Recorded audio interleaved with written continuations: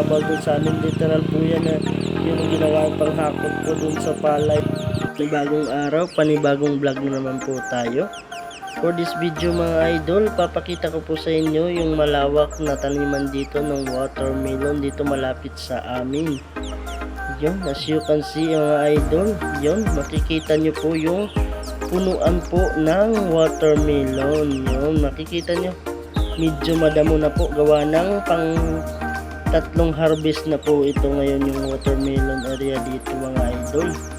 Pangatlo na ho iyan at kaya parang natatambakan na yung punuan ng watermelon at maliliit na, pero dun sa unahan niya mga idol, sobrang marami pa talagang bunga ng watermelon. Nakaka-harvest pa po sila niyan ng ilang kilo pa po, marami-rami pa po yan. As you can see sa lawak niyan nung unang harvest yan mga idol, ilang truck po na harvest niyan, ilang kilo po yun. At dito po malapit may nakikita po tayo nakahalo na mga masmelon po yan. Yan po ay masarap po pang lamaw, kung sa Bisaya lalamaw po, lagyan po yan ng gatas, lagyan ng yelo, sobrang sarap talaga yan mga idol.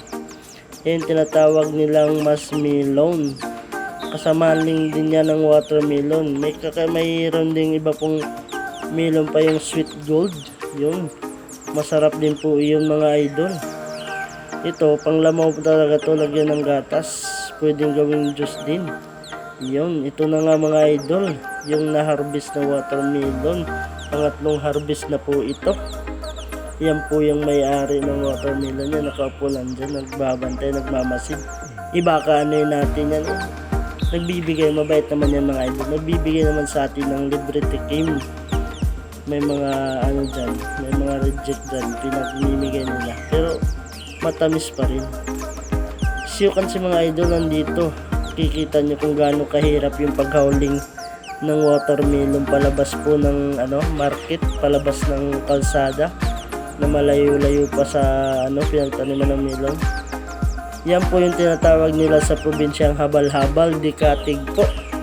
Iba yung habal dito sa Manila, iba din yung habal dun sa amin. Literal po yan na yun ang ginagawa panghakot po dun sa palay o mga kahit anong ilalabas po ng mga goods galing sa palayan. Yan, sobrang tibay nga ni kuya, kahit maputik yung daan, sige tuloy pa rin para kumita. Yun, nakaano din si kuya. Ito mga idol yung pinagdadaanan niya, sobrang lalim na sa pabalik-balik po ng paghakot ng watermelon.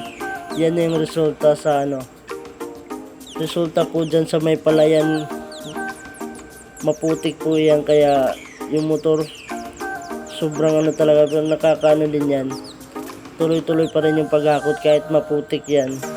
Sobrang lakas kasi yung ginagamit niyang motor para sa pamilya daw, handang gawin talaga ng isang ama basta nasa maayos na trabaho, nasa legal na pamamaraan. Ayun mga idol, that's it for today's video. Yun, sa hindi pa po nakapalo sa akin mga social media account, please like and follow, share and subscribe na po. I-click na rin po yung notification bell para updated kayo sa ating mga bagong video na ilalabas. Yun lang mga idol, thank you, bye bye, God bless us all, mabuhay.